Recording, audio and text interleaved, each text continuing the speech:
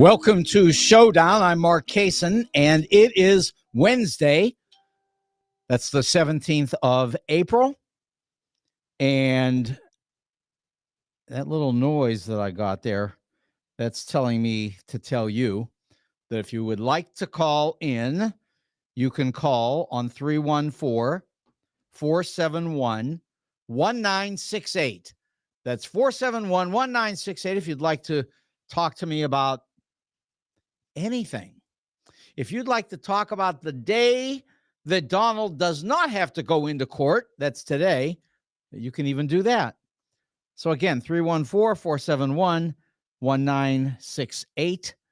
And you may be interested to know, or you may know already, that Homeland Secretary Alejandro Mayorkas is no longer being impeached. That's over.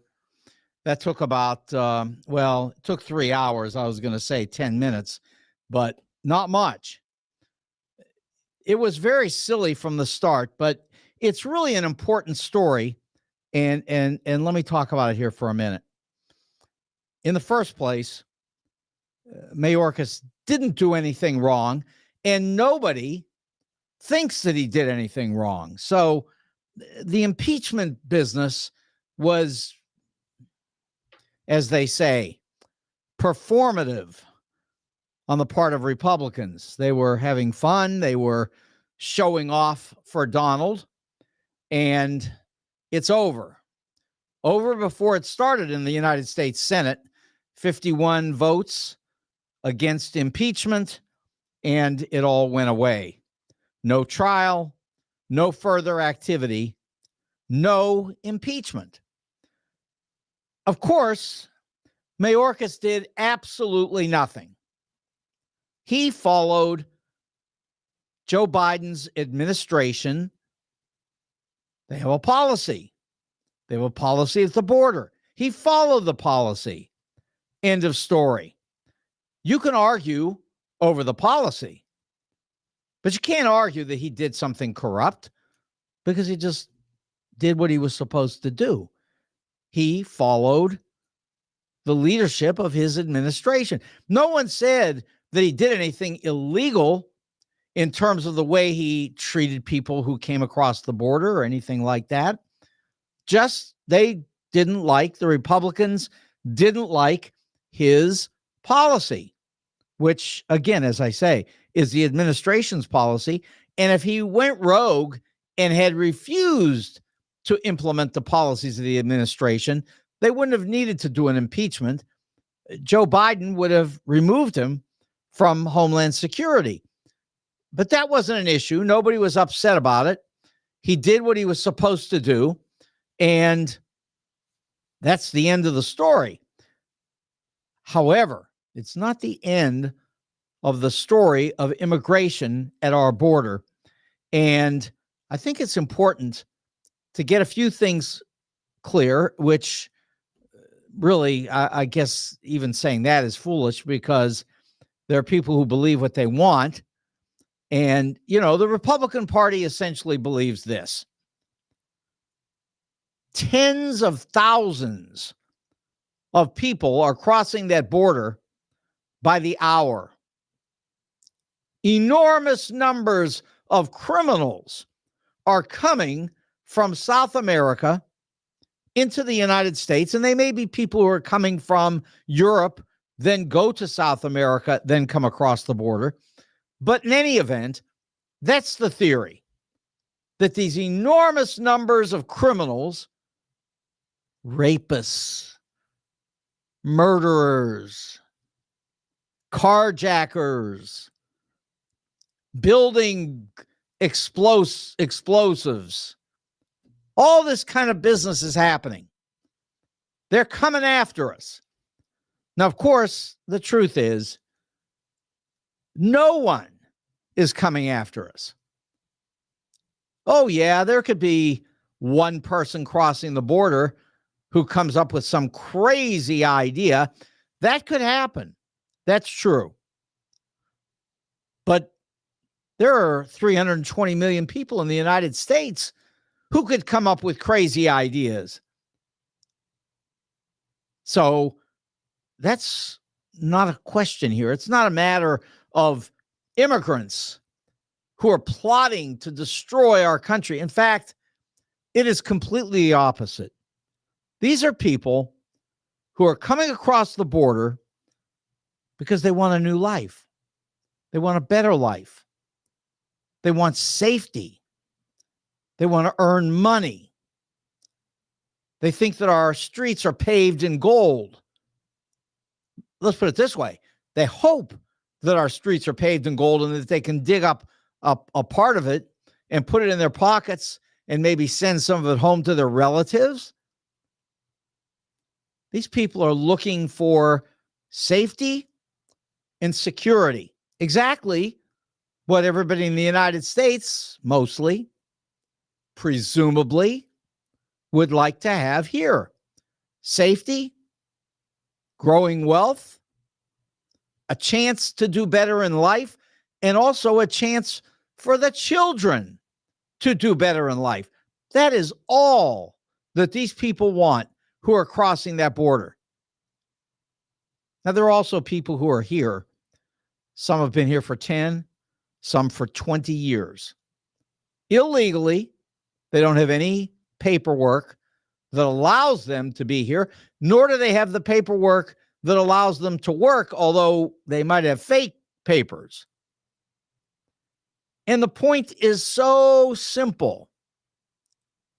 Make it legal.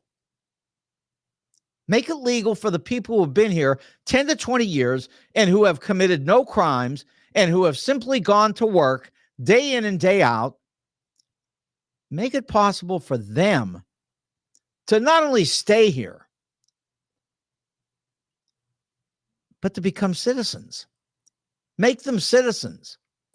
Not day one. I mean, make them take a test. Make them know about the country. Make them understand English. Help them to fit into the United States. Now, I've said many times that there's a way to do this that is so simple and so effective and so productive for us that it's just unbelievable that we're not doing it. And so let me back up on this for a second and tell the story this morning about Doris Kearns Goodwin. Now, most people probably know who she is. She's a famous historian, author, has written about Roosevelt, has written about Lincoln. And now she's writing a book. In fact, she's written a book. She just published it, came out today. And it's a combination of two stories. It's her family's story involving what she has done along with her husband, Richard Goodwin. And he was a speechwriter for both John Kennedy and for Lyndon Johnson. Really good guy. And that family was a family that grew up in the 1960s, like so many others. And their story as a family is basically the story of the 1960s for many people.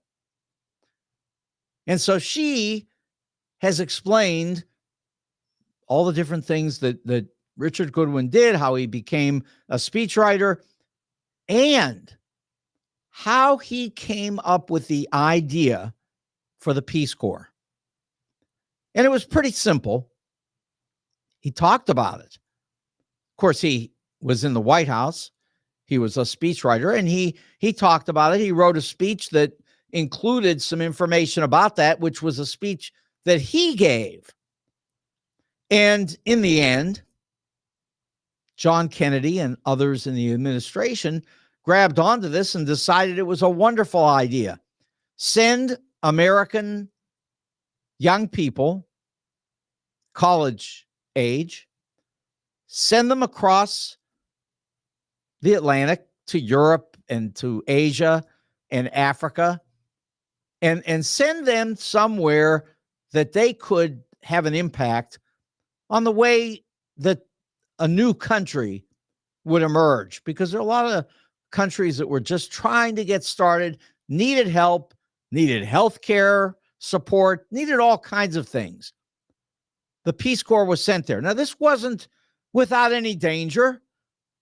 First, there was a health danger because you're in a foreign country where there are other diseases, and you try to get all the shots, but maybe you can't get everything, or meaning you could get the shots, but maybe there aren't enough shots. Maybe some things are out there that you can't protect against. Anyway, these young people went there, and some of them got sick. Some of them died, not enormous numbers, but some did. And beyond that, these people really accomplished a great deal in the countries. And one other thing, they really advanced their own lives. They had an experience that made them different. It helped them to grow. It helped them to come, in many cases, back to the United States and find jobs and careers that made them extremely productive citizens and made them feel really good about themselves and helped them to find ways to fit in as maybe mentors to other people here in the United States. It was just a great idea. It worked perfectly. And it's been around for a very long time.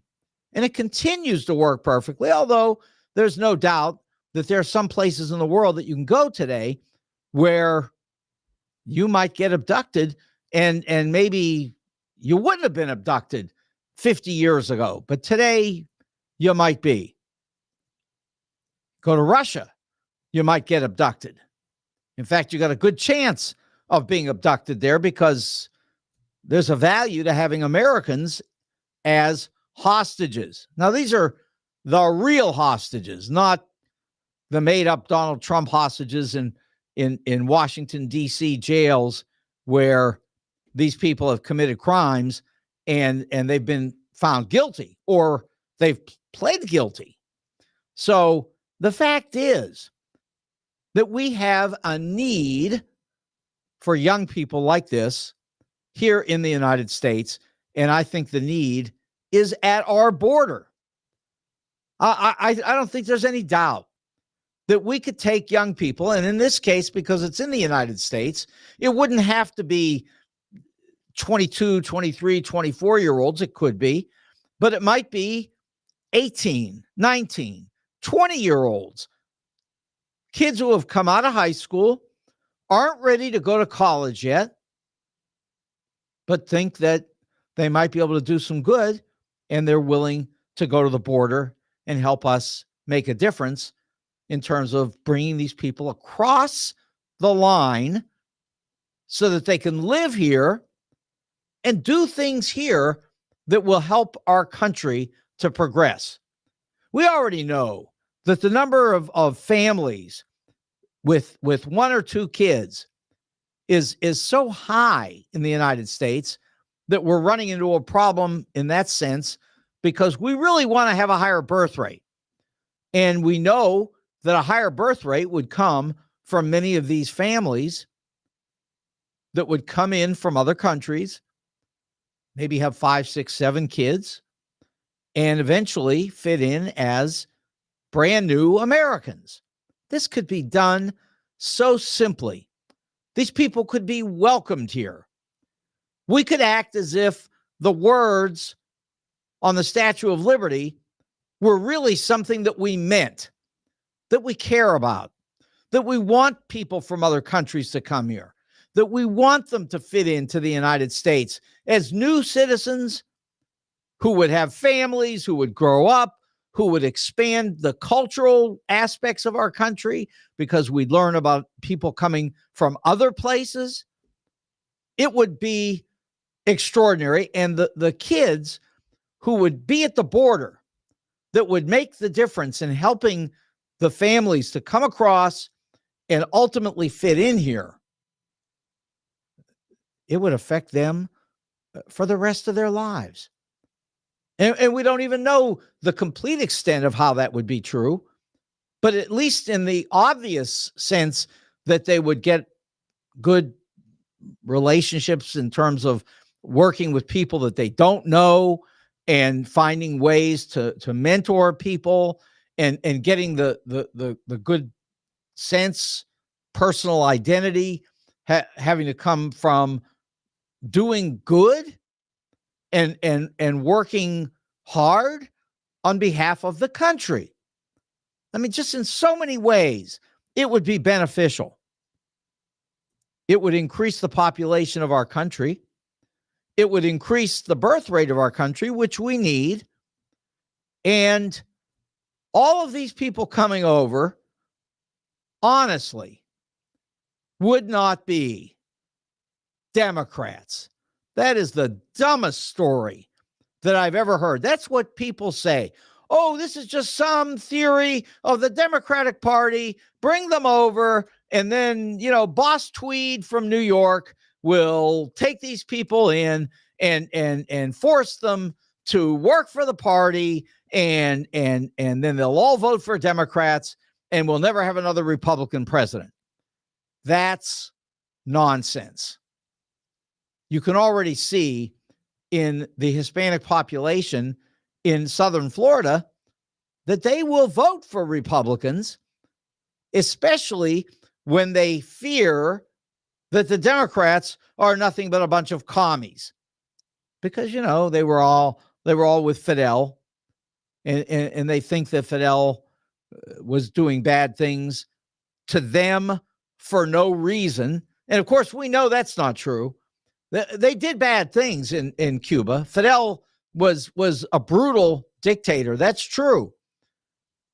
Only because the United States, John Kennedy, tried to kill Castro, according to various encyclopedia reports, etc., 500, 600 times, something like that. And look, if you try to kill somebody, I promise you, they won't be your friend. It sort of works like that. You tell somebody, look, I'm going to kill you. Well, you know what? They don't say, oh, I love you so much. Thank you. Kill me. No, they don't. They become very angry. And if they think they need help, they may go somewhere else to get help in order to block you from killing them. And of course, Fidel did that. He went to Russia. And Russia did give him the help that he needed because, look, it suited their purpose. But let's take another quick diversion just for a moment so we can see something very important. We act like we're just being bounced around by history and we don't know anything about what's going to happen next. It's not true. George Kennan was the ambassador to the Soviet Union for a long time.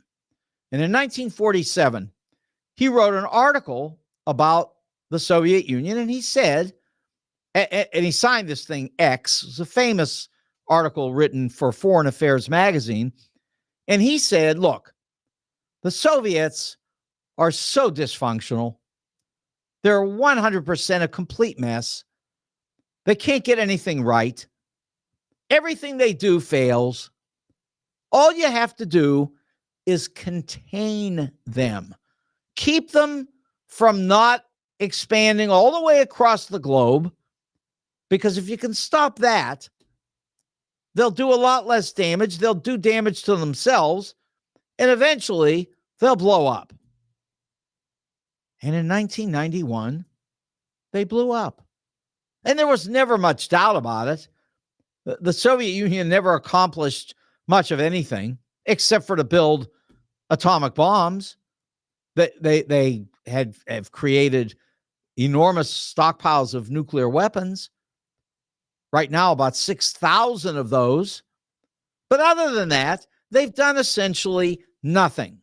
How do we know that? Well, look at their GDP. They've got like 160, 170 million, whatever it is, people. And their GDP is 1.4 trillion. Our GDP is almost 30 trillion. Ours is the largest on the planet. Theirs is almost nothing. Less than the size of Texas, less than the size of California. Russia's nothing. Russia's never been anything.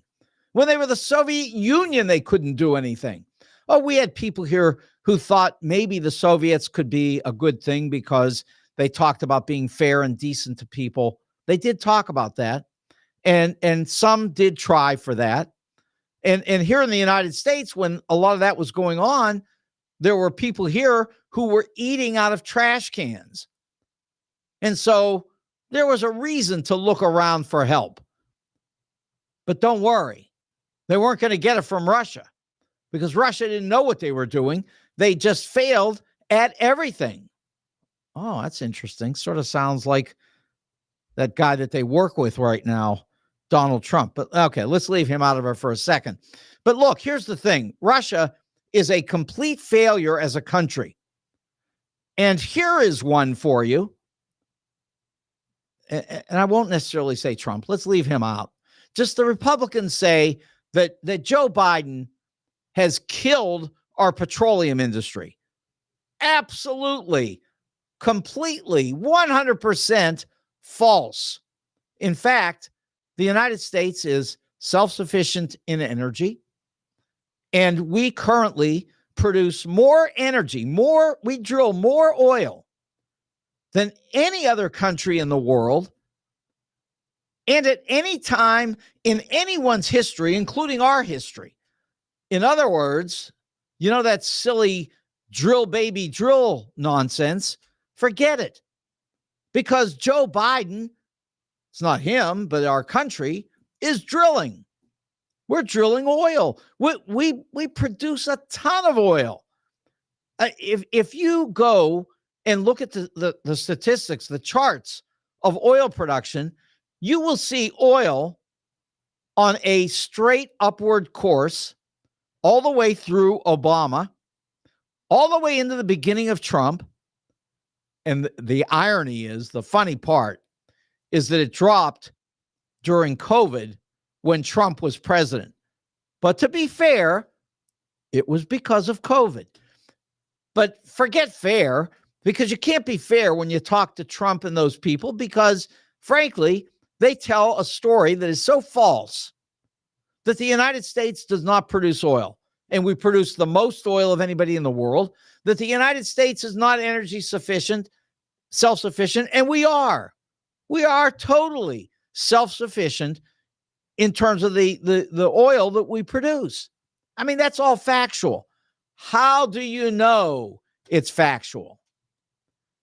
You go to United States government statistics, the same statistics that everybody uses on the left and on the right.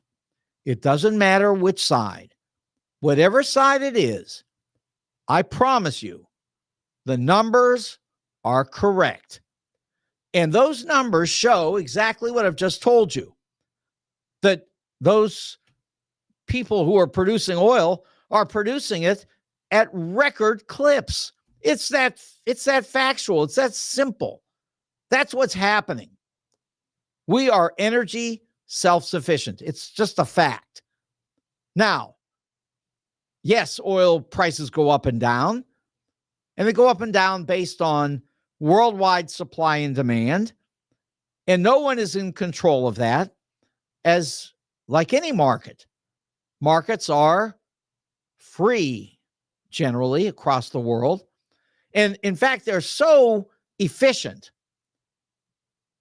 that the Chinese communists figured out early on, after reacquainting themselves with the West, following Nixon and, that rapprochement, that's what started China on this path to producing things that we buy and that other people around the world buy, and that's okay. It's not killing us. Our GDP is twice theirs. But we worry about everything, and we know almost nothing. Oh, you could. You could know everything if you just went and looked it up, but people don't. They believe what someone else tells them. Now, you may not want to accept that the United States is producing oil at record clips right now under Joe Biden. But look it up and then you'll know it's true. So assume for a moment it is true, but you don't even have to do that. Because my point is that our country is fabulously successful compared to every other country in the world. No one's even close to us. Not even near us. We're the best. So with that in mind, here we are worried about some people who are crossing our border who only want to come here for one reason. They would like to make some money. They would like to settle their families here in peace and safety. And they would like to become American citizens. And I don't care if there are 10,000 or 50,000 or 100,000 of them coming across the border or trying to. There's really only one thing we have to do. We have to be sure that we know who's coming over, like write their name down. I promise you, they'll give you their name. If you don't threaten to deport them and separate their families and cause them, a lifetime of pain, they'll tell you everything if you just let them know that you're here to bring them in and to help them. And then what you do, because we don't have maybe enough people to go down and work on the border, but we do have kids. We have kid power. 18, 19, 20-year-old kids. They'll come out of college and they will love the opportunity to go to the border, make some money, help these people, and then find out the real value that comes from helping people and at the same time helping our country. That's the point. Help the United States while you're helping these people come across the border. You wouldn't have anybody talking about caravans. You wouldn't have any people talking about vicious murderers crossing the border. And let me also say again, and you can read about this on my website, talkstl.net. Talkstl.net. You go to the website, and then you go to the place that says reading room. You scroll down, and there's an article there, and it tells all about, it's a university article, it's peer-reviewed, and it tells all about the low level of crime among people who come here from other countries and the substantially higher level of crime that exists among our people who were born and live here. It's just a fact. It's as much of a fact as the oil information. It's all factual. It's all guaranteed true. You look it up, you'll find it's true. The people who come here do not commit crimes. They are peaceful, hopeful that they will find a way to fit in here and have a successful life. Now, they even know that they're being hunted down here and that they're not wanted. They know that. Of course, they're not stupid. And they pay a lot of money to get smuggled into here, which wouldn't even happen if we just dropped this dumb policy. Just get rid of it. Just tell them, come on, here you go. Not only will we welcome you here, but we could send send companies over there to bring them here. This would be so simple. You wouldn't be in any risk at all. And instead of them coming over here and causing chaos at the border, they would just be crossing the border very peacefully and quietly. We'd get their names. We'd identify first where they're going to live down by the border, while the young people from high school would come down there and help them to fit in. And then we'd help them to move across the United States to various places where they want to be. Are you worried that there's too many people in New York City? Fine. Put them in Wyoming. I'm telling you, we could do this so easily. This is not a problem.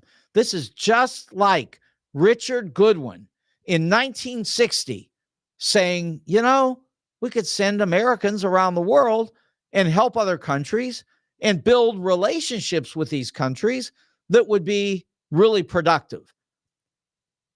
But here in the United States, we could even accomplish more than that. It wouldn't be for another country. It would be for us. And then there would be all of these kids. And eventually it would be millions. We could send 1 million right now down to the border. I guarantee it. And over time, it would be millions of these young people down there, and nobody would even think of it after a year or 2 or 3, because it would be so normal for us to do this. And we'd be populating our country with hardworking Americans from South America, but Americans who would like to be Americans in our sense, the United States of America. They would fit. It would be great. And listen, they wouldn't all come here wanting to be wild-eyed liberals. I promise they wouldn't, because there are some people who would say, I guarantee it, I don't want to pay that much in taxes. I'm working hard. I want to pay less tax. Other people would say, like maybe people on the left, I work hard, but if I pay taxes, it'll go towards all the various things that we have in the country that benefit us. Highways, airports, new train systems that go 500, 600, 700 miles an hour, all kinds of things.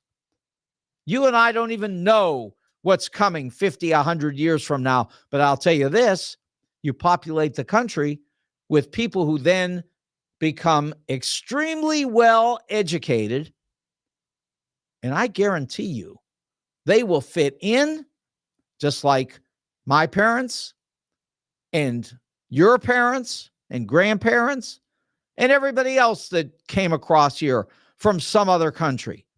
It's just too simple. It's too simple. It's too obvious. And it's written on the Statue of Liberty, because we really say that we believe in this. This isn't even an idea that we've come up with in 2024. This is an idea from 200 years ago. We've done this. We know it works. All we have to do is get over our racism. That's not easy. I understand. Donald Trump said, I made it a half an hour. I can go back to Trump. Donald Trump said,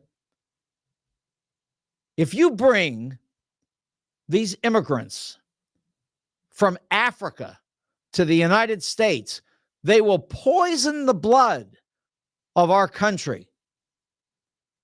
I mean, the only thing he hasn't done is provide the proper sourcing for that phrase, because we all know that it was a phrase that was developed by one of his great heroes, and that's, of course, Adolf Hitler. Okay. How would you like to have something really great for dinner and forget about all this political business? Well, I can't forget about the political business. I enjoy it too much. In fact, nothing I like more than walking around with my telephone tuned into MSNBC so I can hear what's actually going on in the world. But you may just want to go have some dinner. So what you do is you go to 18,000 Chesterfield Airport Road to Wenty's. You knock on the door and you ask for Ben. You don't have to ask for Ben, but you can. And then you go in and you have terrific wings, fabulous smoked meats, baby back ribs. Baby back ribs are great. I love baby back ribs. I love them. They're great, healthy, excellent, good food, protein. Pizza, onion rings. Okay, it's not protein, but I love onion rings. They're so good. Patty melts, cheeseburgers. By the time you're through, you may weigh 1,000 pounds, but you'll love Wenty's. 18,000 Chesterfield Airport Road. Ben is there. And, it's just sort of like making a friend, sort of like buying a friend for the price of a meal. And then I understand there's a new one opening up very soon, a new Wenty's coming in Defiance, but I don't know the date for that because they don't tell me everything. But I do know 18,000 Chesterfield Airport Road, and that is Wenty's. Now, I can also tell you what you can do if you're looking for great jewelry. You can go to 4506 Hampton, and that's Jewels on Hampton. And I promise you that Al and AJ are terrific there. And, among the things that they do is they design jewelry. They're really good at it.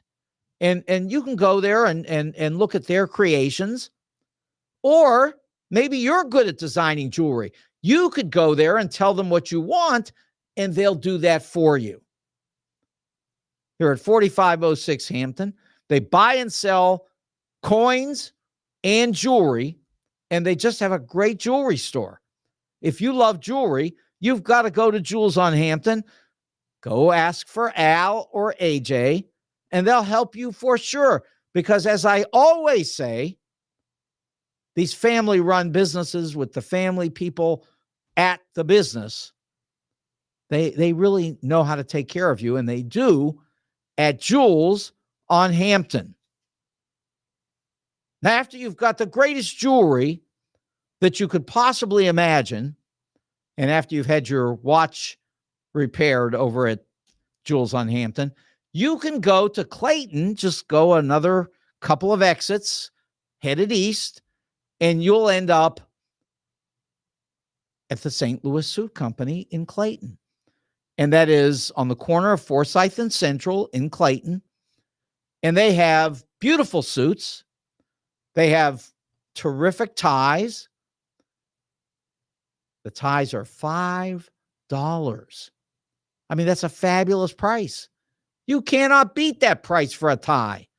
$5 for a tie. They are silk ties. They are colorful. And the only problem you might have is you might be like me.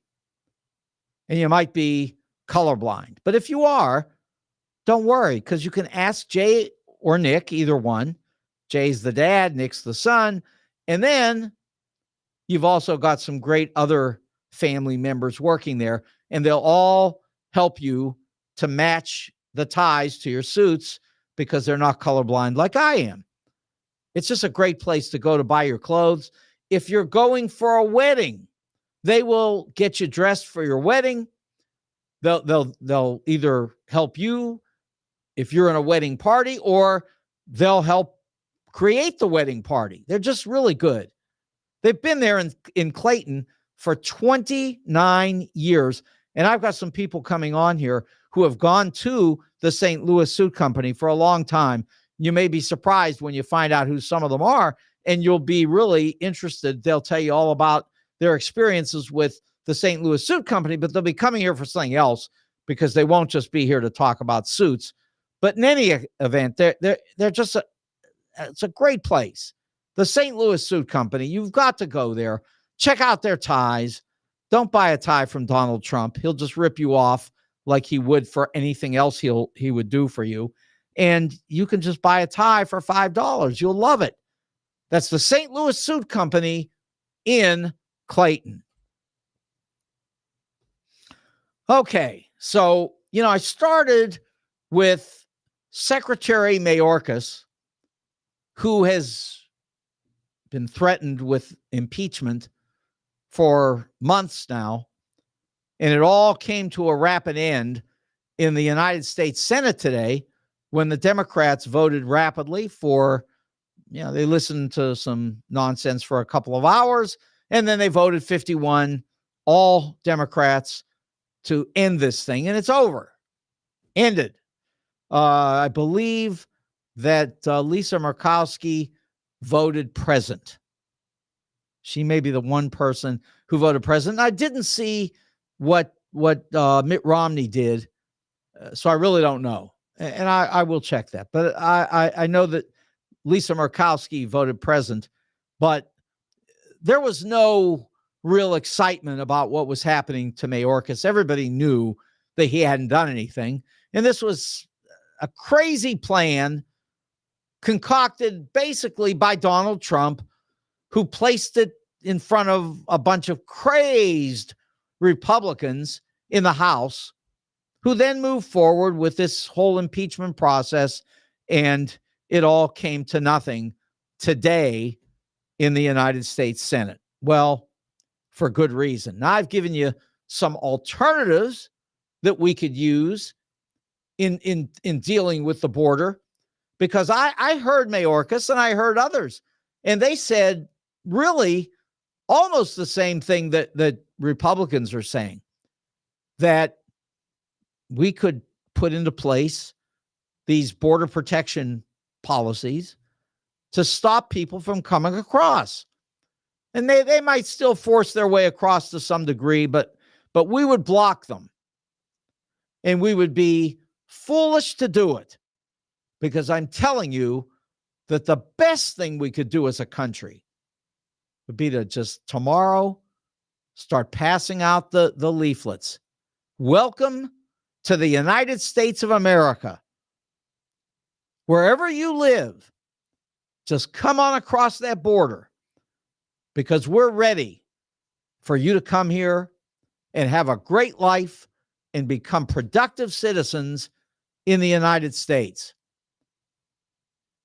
I hate to tell you how much good that would do for us as a country around the world, not to mention the fact that it would have an additional side effect of putting pressure on trying to end systemic racism in the United States.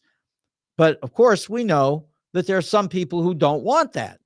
There's some people who are white supremacists, and they would like to see all of this possible immigration ended, because they wake up in the middle of the night sweating the same way that Donald does all day when he's in a courtroom where they're about to slam him into a jail cell. But, the point is, you won't have to sweat it. You won't have to even think about it, because the people will come and they will do great here. And our young people will help them to fit in at the border. And I'll tell you something, if it ever happens, it would be the smartest thing that we ever did. But then again, there's some people out here who aren't that smart. So let's talk about some people who aren't so smart. Let's talk about Senator Tom Cotton. Now, there's a brilliant man, Harvard educated, from the South, acting as if, he's some kind of good old boy. But at any rate, here's what he would like to do.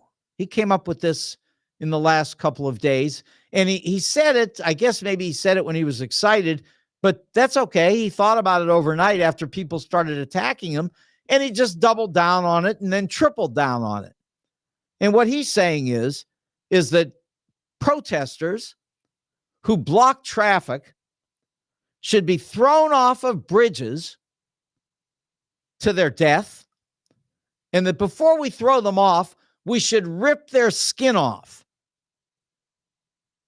This is a highly educated United States senator who has come up with this brilliant policy for us. Of course, he's a Republican. I don't know what their problem is, but at any rate, let's tear the skin off these demonstrators. Now, I know that there were some people in the last couple of days who talked about the frustration of having demonstrators blocking traffic.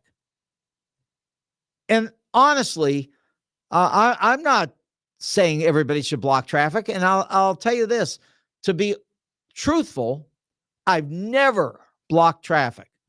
I've never been in a demonstration that blocked traffic. I was in demonstrations. I was 17, 18 years old at UCLA, and I participated in a demonstration. I was in a lineup of hippies, and across from us was a line of police. And they had their sticks out, and they came out with a bullhorn and said, we're going to get you in 60 seconds. And we waited around for about 45 seconds and then started to run. In fact, during that 45 seconds, I walked down the line of police and took video of them with one of those old video cameras, and I still have it. Of course, I don't know what kind of shape it's in these days, 60 years later, I guess, 50 years later, whatever it is. Anyway, I've got the film, but no sound, but I've got the film. And the police did rush us, and we were young, so we ran and we escaped. Mostly. I saw a person get whacked on the head, but anyway, there were lots of ways to demonstrate. I did not stand out in front of traffic. I never did. And I haven't demonstrated in years because, we demonstrate in this country in other ways. We speak up. We speak up and speak out, and we tell what we think, and we do all kinds of things in our lives that could be considered part of a movement toward social justice in America. And hopefully we have lots of people participating in that. And no question, George Soros helps to fund those operations. Yes, he does. He's not the devil.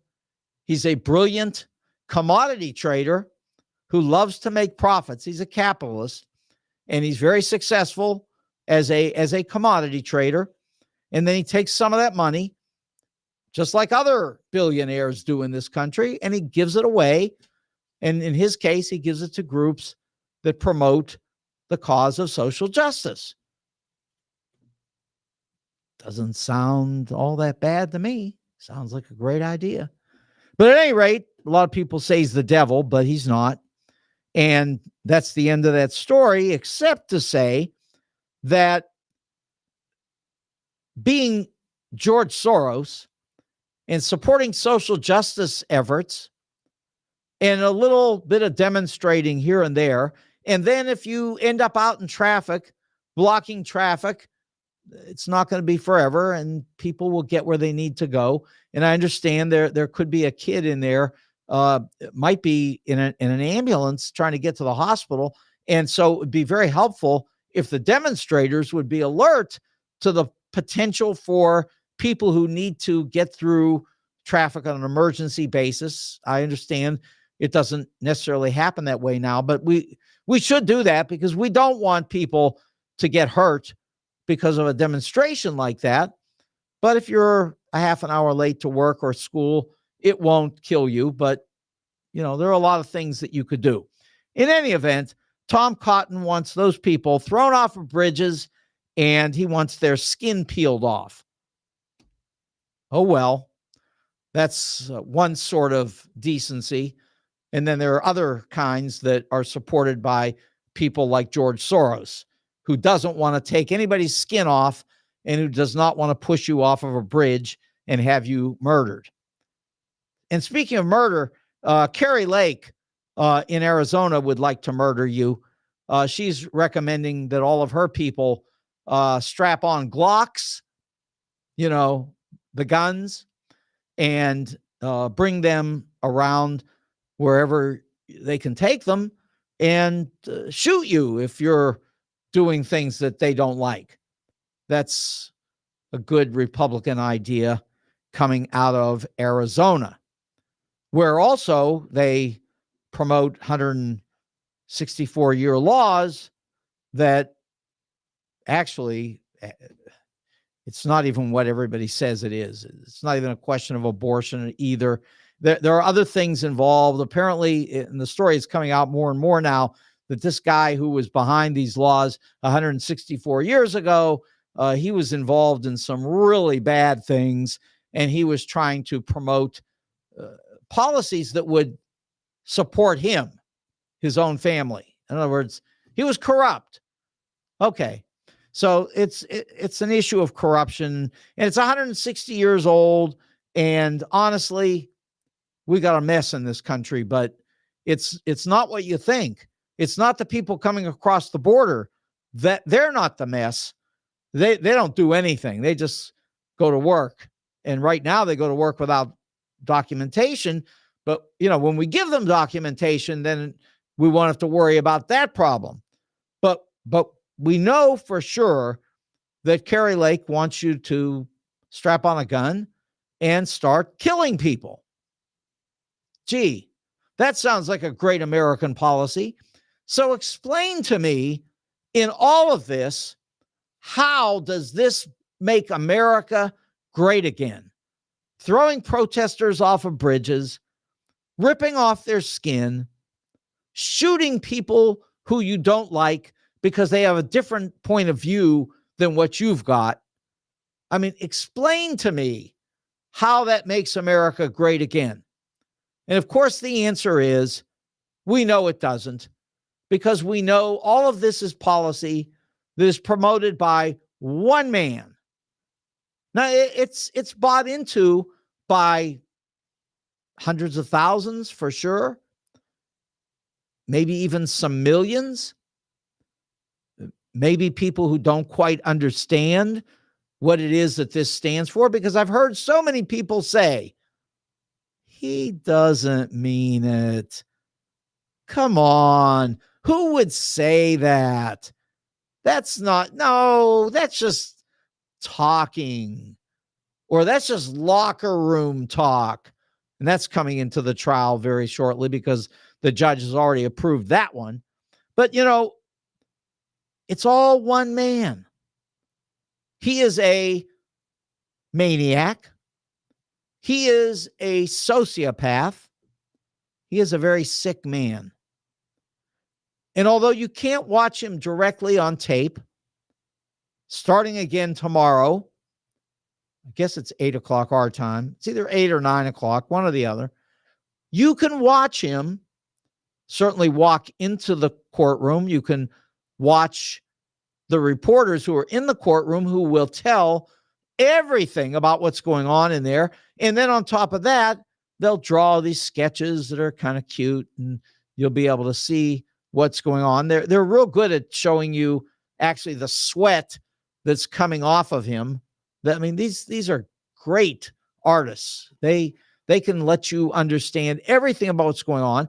They'll show you when he's sleeping, because he does sleep in the courtroom. They'll also report to you a great story that we can sort of end the day with. It's one of my favorite stories of the day. There are a lot of good ones, but here's one of my favorite. And this one has to do with Donald Trump screaming hysterically because he can't go to his son's graduation. He's graduating from high school. He says his son has worked very hard. I hope his son hasn't worked as hard as he worked, because, Donald worked hard at stealing exam answers, essays, and all that sort of thing. I mean, this has all been reported so far back that this alone wouldn't compromise him that much, because there's some other people who may have done some copying here and there. And Joe Biden might be one of them. But here's the thing. It's not the end of the world to have copied a paper in high school or even in college. It's not right. It should be stopped, but it won't destroy anybody. But here's the thing. Donald's kid is graduating from high school, and Donald would like to go. So he says. And he's aggravated because the judge has said, you have to be in court.